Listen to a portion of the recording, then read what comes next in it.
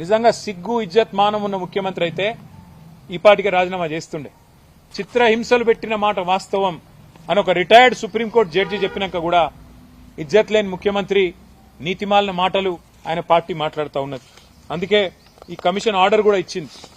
మాకు ఖచ్చితంగా 6 వారాల లోపల కంప్లయన్స్ చెప్పండి, ఏం యాక్షన్ తీసుకుంటారు పోలీస్ ఆఫీసర్స్ మీద అని. ఇవాళ నేను రేవంత్ రెడ్డి ప్రభుత్వాన్ని డిమాండ్ చేస్తా ఉన్నా.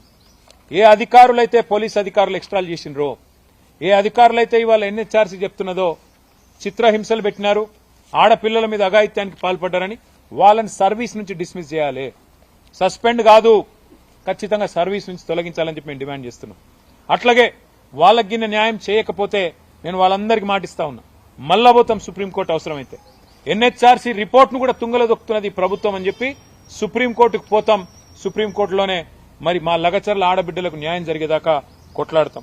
అట్లాగే మరి ఇదే నివేదికలో చెప్తా ఉన్నారు, హోంమంత్రిగా ఉన్న ముఖ్యమంత్రి ఫెయిల్ అయిండు అని దీంతో అర్థమవుతున్నది. మరి హోంమంత్రి ఇప్పటివరకు నోరిప్తలేడు, ముఖ్యమంత్రి నోరిప్తలేడు. జరిగిన భూసేకరణ కూడా తప్పుడు పద్ధతిలో చేసినారని చెప్పి ఎన్హెచ్ఆర్సీ చెప్పింది. చట్ట ప్రకారం కాకుండా పోలీసుల దౌర్జన్యంతో, మానవ హక్కుల ఉల్లంఘనతో ఈ భూసేకరణ జరిగిందని చెప్తా ఉన్నారు. అందుకే నేను డిమాండ్ చేస్తా ఉన్నా, మీరు కనుక భూసేకరణ రద్దు చేయకపోతే మాకు సమాచారం ఉంది, హైకోర్టులో స్టే ఉన్నప్పటికీ మీరు చాటుమాటు చేసుకుంటా పోతా ఉన్నారు. ఖచ్చితంగా అది కూడా బయటకు వస్తుంది. తప్పకుండా మళ్ళొక్కసారి కోర్టు ద్వారా కంటెంప్ట్ కూడా మీరు ఎదుర్కొంటారు. చిన్న పిల్లల మీద, విద్యార్థుల మీద, ప్రభుత్వ ఉద్యోగుల మీద, అక్కడ లేని వారి మీద కూడా కేసులు పెట్టినారని చెప్పి ఎన్హెచ్ఆర్సీ చెప్పింది.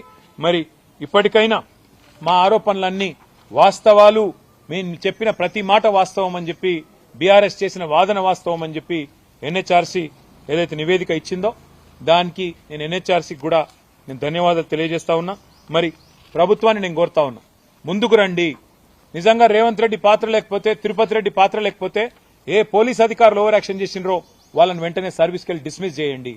లేకపోతే మీ పాత్ర ఖచ్చితంగా ఉన్నది, మీరు చెప్తేనే జరిగింది అనుకోవాల్సి వస్తుంది. తప్పకుండా మీరు కనుక చర్య తీసుకోకపోతే 6 వారాల్లో మరి సీఎస్ కు డీజీపీకి ఆదేశం ఇచ్చింది ఎన్హెచ్ఆర్సీ. మీరు చర్య తీసుకోకపోతే మేం తీసుకుంటాం, మేం సుప్రీంకోర్టుకు పోతాం. ఈ ఆడబిడ్డలను అన్యాయంగా వదిలిపెట్టం, అగాధం వదిలిపెట్టం. ముఖ్యమంత్రి కూడా రాజీనామా ఎట్లాగూ చేయడు, ఆయన సిగ్గులేనోడు. కానీ క్షమాపణ చెప్పాలి. ఏ ప్రజలైతే నీ కోట్లేసి గెలిపించారో, ఏ కొడంగలు వాళ్ళని ఈ తీరుగా కొట్టినందుకు, ఆడబిడ్డల మీద చేసినందుకు నిజంగా నీకు సిగ్గుంటే క్షమాపణ చెప్పమని చెప్పి కూడా నేను రేవంత్ రెడ్డిని డిమాండ్ చేస్తా ఉన్నా. అట్లాగే ఇంకా కూడా వేధిస్తా ఉన్నారని తెలిసింది, ఇంకా కూడా బెదిరిస్తుండ్రట, ఇంకా కూడా పోలీసు వాళ్ళు వస్తుండ్రట, ఇంకా కూడా అధికారులు ఓవర్ యాక్షన్ చేస్తుండ్రట. వాళ్ళందరికీ నేను చెప్తున్నా, ఎవడెవడైతే ఓవర్ యాక్షన్ చేస్తుండో 3 ఏళ్లలో మా గవర్నమెంట్ వస్తుంది, రాసి పెట్టుకుంటాం. మీ ఓవర్ యాక్షన్లు, మీ అతిలు రిటైర్ అయిపోతే కూడా నేను మళ్ళా చెప్తున్నా, ఎక్కడున్నా పట్టుకొస్తాం. తప్పకుండా హిసాబ్ కితాబ్ మొత్తం కూడా మేం చేస్తాం.